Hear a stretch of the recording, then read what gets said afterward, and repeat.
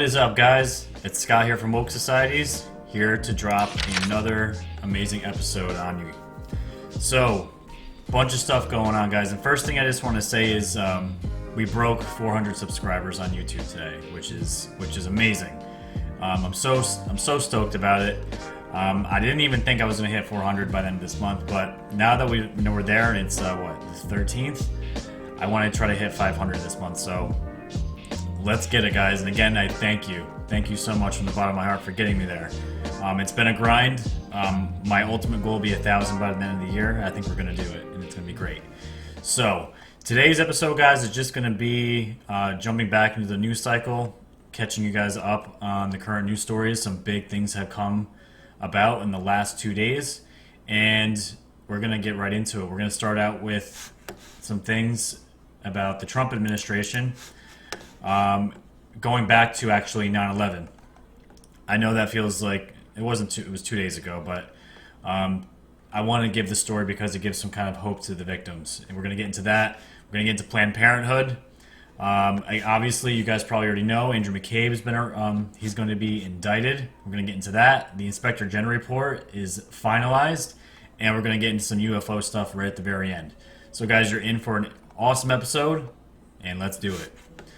So, the first thing we have up here from the Wall Street Journal: Trump administration turns over official's name amid dispute over Saudi role in 9/11 attacks. And remember, guys, just in my last episode, if you haven't seen it, go watch the 9/11 episode that I just put out. It's really, really good. Part of that episode was talking about Mueller being actively involved with trying to cover up Saudi Arabia's involvement with 9/11. So this dropped just yesterday. The Trump administration turned over a key piece of new information to lawyers from 9/11 victims' families, a move that could cast light on long disputed reports of Saudi government involvement in the terrorist attacks. The Federal Bureau of Investigation provided the name of a Saudi official contained in a 2012 report that the Bureau has long sought to shield from the full public view. It declined to release any other information the families had sought, which could have further complicated already tense relations between Washington and Riyadh. The decision, revealed in a Thursday court filing, marks the latest turn in a long battle between the families and the FBI to get access to an unredacted copy of the report and other information. The family sought the document as part of a lawsuit against Saudi Arabia that accuses its government of helping coordinate the 2001 attacks. Victims' families had 4 months urged the government to provide the full report, telling President Trump in a letter recently that it would help them finally learn the full truth, and obtain justice from Saudi Arabia. The FBI, citing the exceptional nature of the case, said it would provide only the name of the one Saudi official that the families had wanted most to obtain, but no other information. The name of the official won't be made public, but would be given privately to lawyers of the victims' families, according to the filing. James Kreindler, an attorney for the families, said they intend to file a motion to lift the protective order and will continue to fight for more information. He said the name that was revealed wasn't a surprise, but declined to characterize the person further. The family celebrated the decision. This was a key document, but by no means the only evidence we have in pursuing and securing from the FBI. The family said in a statement describing it as a big victory and a good result.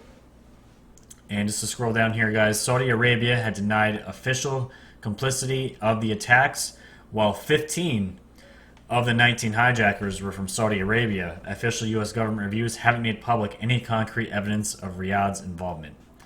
And it's just funny, guys, because by now it's like, with everything that happened with Comey and this huge Russia hoax, who can really trust the FBI? And again, it's the FBI being the roadblock, saying you guys can't have this information, but because it's, due to national security and whatnot. It's always something ridiculous, right? But the good thing is, now that they gave the families this one name, whoever he is, I'm sure they're going to get more information as the days go on and as the investigation continues. This opens the doorway for these families to sue Saudi Arabia. So obviously it's not going to bring their families back, but you know what? If it was me, I'd be happy with the lawsuit against the country that helped kill a family member of mine. Why not, right? So it is something. It is something to be happy about. And it is some positive news for the victims of 9/11. So I thought that was a good point to jump off of from last week with the 9/11 episode. So let's get into the Planned Parenthood. This is crazy. This story is nuts. But it's not a surprise. So let's look at the headline. Planned Parenthood executive makes major admission about baby body part harvesting.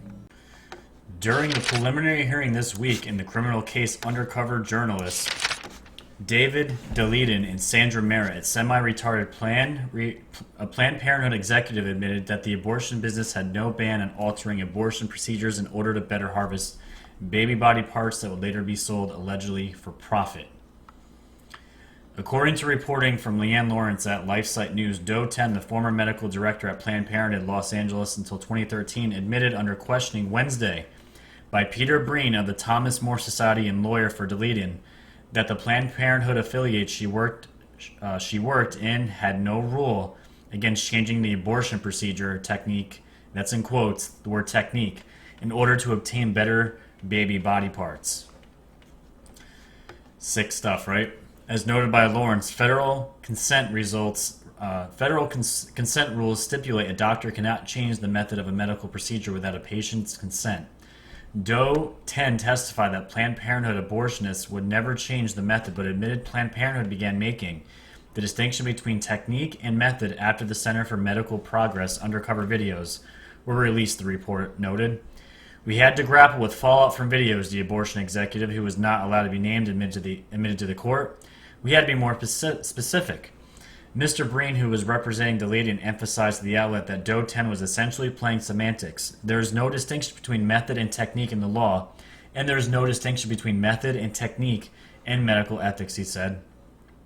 And so this artificial distinction that Planned Parenthood abortion doctors created so that they could get better fetal tissue is absolutely illegal and unethical, and our witnesses, when we get to put in our case for the defense, they're going to talk about that, Breen noted. So just to cut in quick here,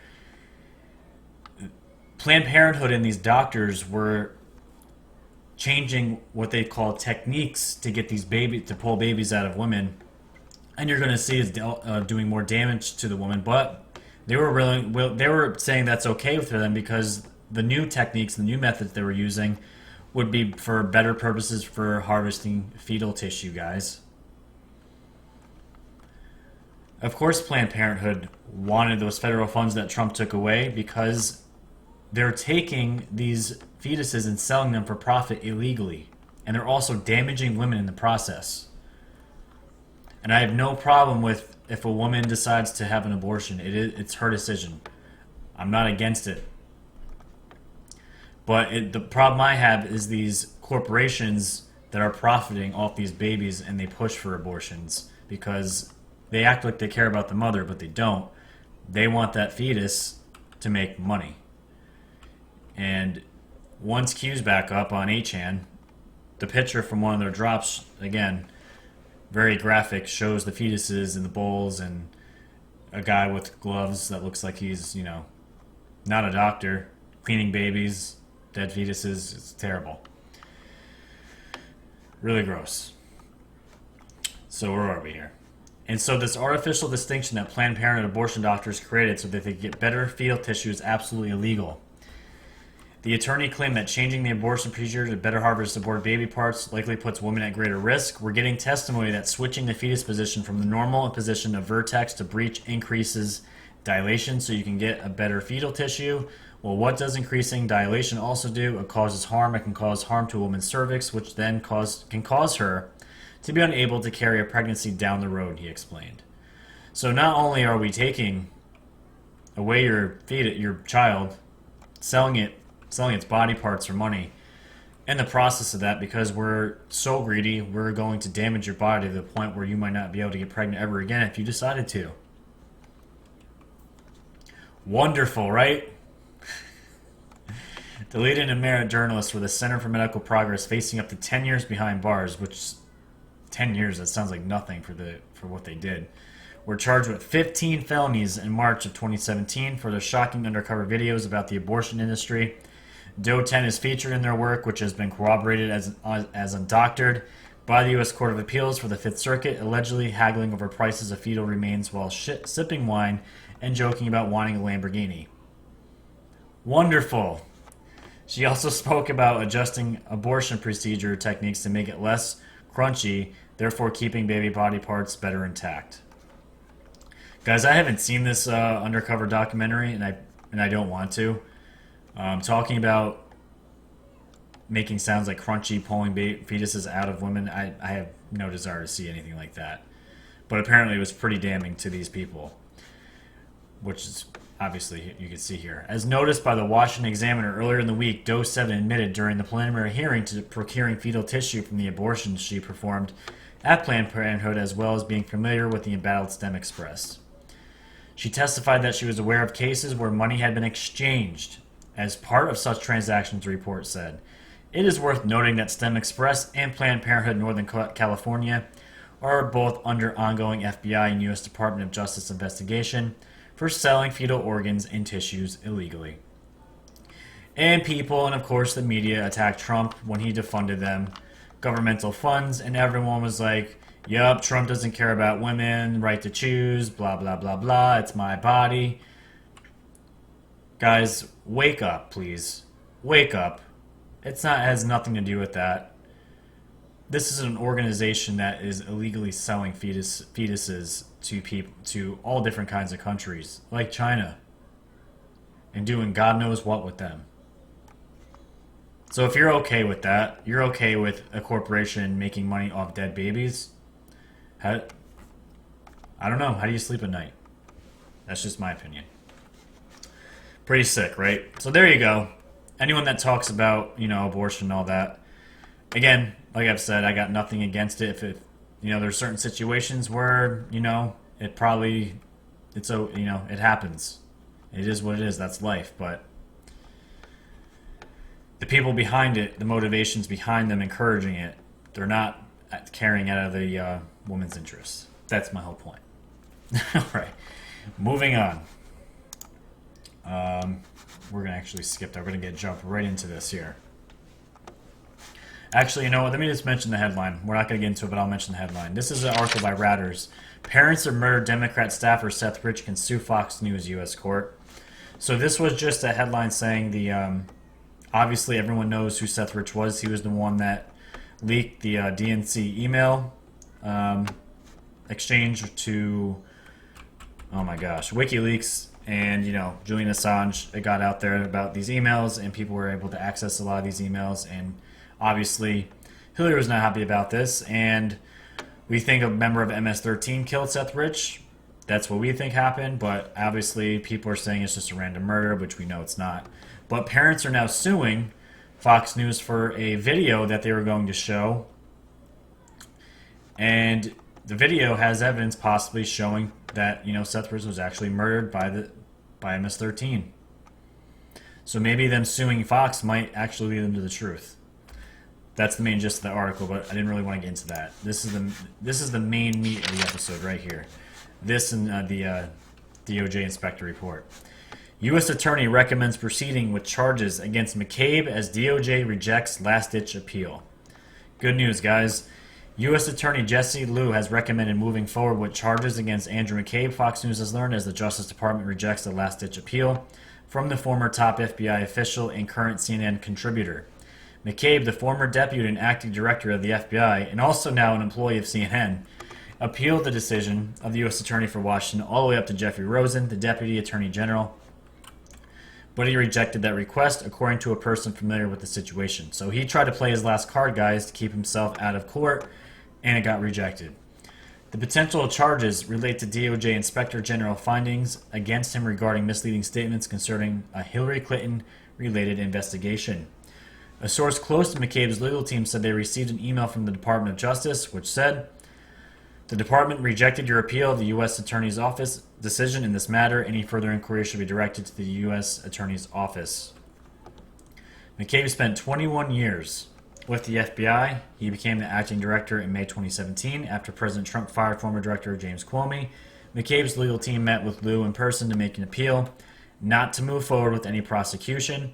They also met with Rosen in person for the same reason, according to a person familiar with the meetings. McCabe's team also sent an extensive letter to Rosen following the meetings, laying out their reasoning against moving forward with the prosecution, according to the source.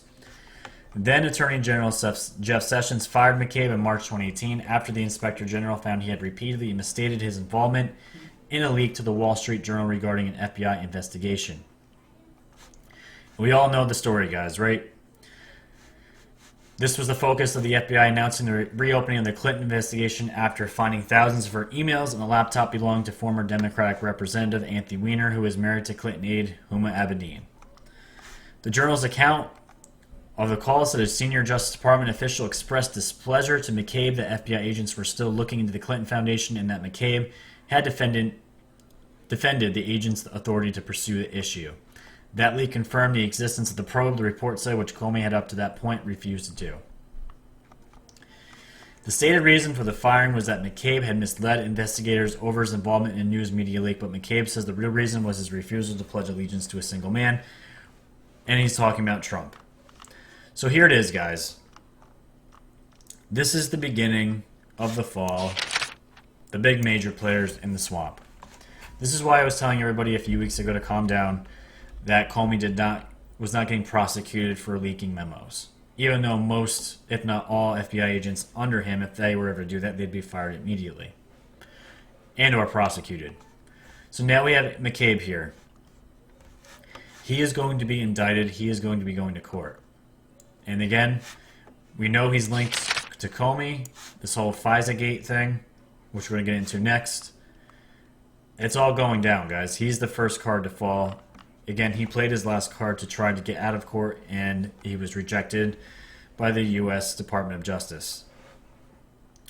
So this is the beginning of the show.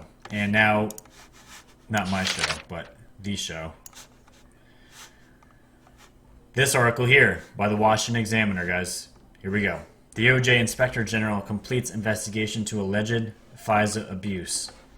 Justice Department Inspector General Michael Horowitz has officially completed his investigation into alleged Foreign Intelligence Surveillance Act abuses by the Justice Department and the FBI.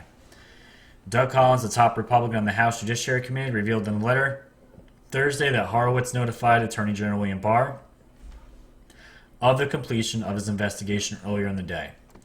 Horowitz said in a letter to congressional leaders that his team is in the process of finalizing a report providing a draft of our factual findings to the Department and FBI for classification, determination, and marking.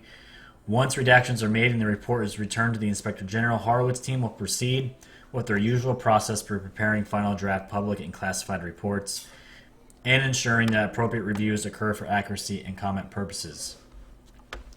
Horowitz's team examined the FISA application in 3 renewals beginning in October 2016 to surveil former Trump campaign advisor Carter Page. The applications relied on the unverified dossier compiled by British ex-spy Christopher Steele, who was hired by opposition research firm Fusion GPS and funded Democrats. I'm trying to get through this story here, guys, because you know why this is going on, most of you. Meanwhile, Barr's investigation into the investigators is underway, and the Attorney General has said he is working very closely with Horowitz because Barr is investigating the investigators of the big Russia hoax. Don't forget, guys, this is all happening at the same time. The Inspector General can recommend prosecutions, and U.S. Attorney John Durham, whom Barr tasked to lead the review of the origins of the Russia investigation, has the ability to convene a grand jury and subpoena people outside the government. The FISA filings required approval from top members of the FBI and the Justice Department. Targets of Horowitz's inquiry likely included the approvers of the 4 applications and renewals. Here we go. Former FBI Director James Comey, former Deputy Attorney General Sally Yates, Dana Boyd, the only signatory in an active government service, and currently Trump's top lawyer at the FBI, then FBI Deputy Director Andrew McCabe, and then Deputy Attorney General Rod Rosenstein, who appointed former FBI Director Robert Mueller to be special counsel the month before. Guys, remember when like I said before, Comey was acting all arrogant on his Twitter account? It's time. The storm is coming. And guys, I know it's been tough. I know, like even for me, when I started to really get into all this stuff, this past May, or April or May, the storm's coming. The FISA report's coming out, IG report's coming out. And it didn't happen, and it kept getting pushed back. Now we're actually getting getting some light at the end of the tunnel that it's actually finished, so that's good. But keep in mind what has also happened over this past summer. What is all this converging to? We have the Epstein being arrested, killing himself, but now Epstein is now in full public view, right? Just like Hugh said. Hugh's known about Epstein for 2017 that we know, but they've probably known about him for longer than that. But we know the world knows about Epstein. That's still an ongoing story, ongoing investigations all over the place with him. We have Horowitz and we have Barr still investigating the Clintons, the emails, the FISA report, and Andrew McCabe is going to be indicted. And now all this is converging into one point, which we all call the storm. So is this really it? Is it going to be time? I don't know yet, guys. I really don't. But if it is, let's go, because justice needs to be served, and justice is a slow-moving wheel, guys. It is slow, and we could still be waiting. This report has to be redacted, and gone over to make sure everything that the public can see and what they can't see, all that good stuff. But we'll just look at this last part here. As I noted in my June correspondence to you, my direction to our team has been to follow the evidence wherever it leads and to complete the review as quickly as possible.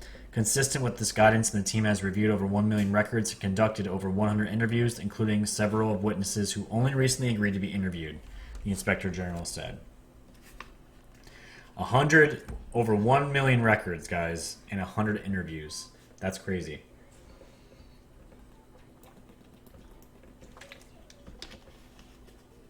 It's coming, guys. The moment we've all been waiting for hopefully is coming very soon. So that is something to look forward to.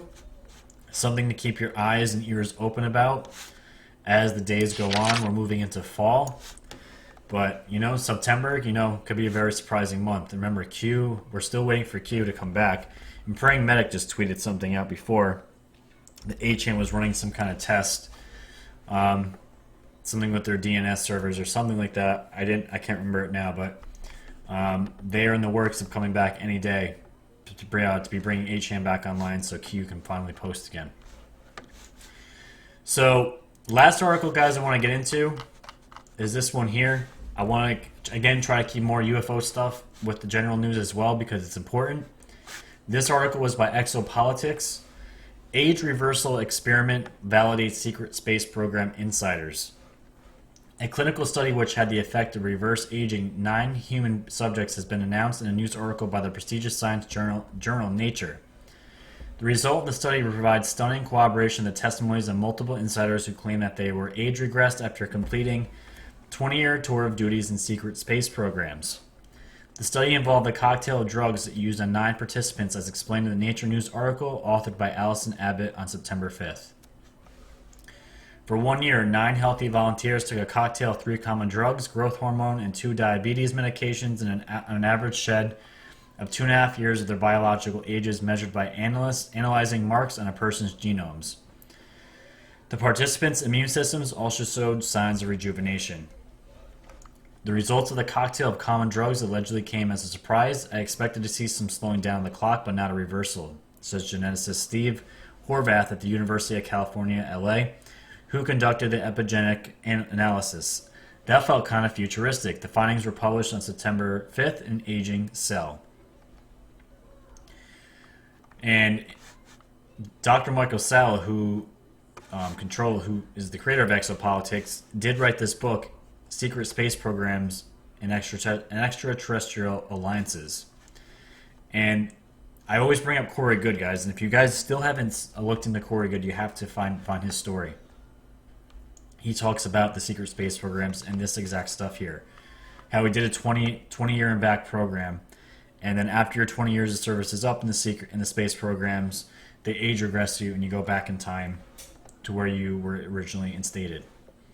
But it says right here in my book, Insiders Reveal Secret Space Programs, I compared the testimonies of Ralph, Kramer, and Goode in terms of the drug cocktail that was used on them over a 2 to 3 week period to age reverse them. For example, Good said that he was given a drug cocktail while he was held immobile and unconscious, and it had the effect of age regressing him 20 years in 2007. He was then returned back in time to when he began his covert service in December 1986. Recently, Kramer underwent a lie detector test which found no deception in his retelling of his alleged involvement in a secret space program. In addition to Ralph, Kramer, and Good, I have found a number of former military servicemen who believe they went through an age reversal program at the end of a 20-year covert assignment in a secret space program. To date, only one has agreed to come publicly forward. Michael Gerloff, who served in the U.S. Marine Corps and as an Army Ranger before serving as a police officer. The result of the experiment using a cocktail of 3 drugs is stunning validation for insiders such as William Tompkins, Corey Good, and the growing list of others who claim they have been involved in either development or use of age reversal drugs used in secret space programs.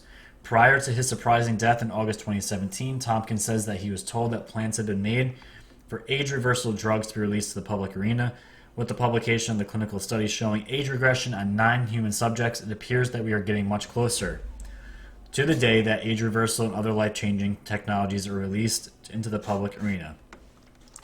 All right, so I just thought that was a really super interesting article. You guys have to look. If you guys don't know anything about the secret space programs, just do some research. You can reach out to me. I can point you in the directions to really dive deep into the secret space programs. But I learned of Corey Good, William Tompkins' stories 2 years ago, and more and more evidence of things that they explain that they went through keep getting validated through articles like this, where they're actually discovering using a simple cocktail of common drugs can age regress up to 20 years, and it could probably even do longer. But the technologies that I always talk about, guys, that are being suppressed from us with ET technology and all that stuff, age reversal is part of that. Age reversal drugs. It could be the energy technology, all of it. So that's going to be it for tonight, guys. This is September 13th. I love this time of year. I just love it. Things are getting hot still. Things are definitely getting still hot. We're going to hopefully see some arrests soon, some indictments, and we're going to get the ball rolling, and hopefully Q will be back any day. And when they do, it's going to break the internet. I just know it. So if you guys enjoy the content, please share, like, subscribe. Definitely subscribe to the channel if you haven't already. It's a simple click. Give me a like. Again, another simple click. Tell your friends and family about this channel if you find any of the stuff interesting or want to start getting them in the process of waking up. And yeah, so that's going to be it for tonight. Again, if anything breaks over the weekend, I will be on top of it. I will be throwing up another episode if stuff goes down. So until then, guys, have a great night and stay woke.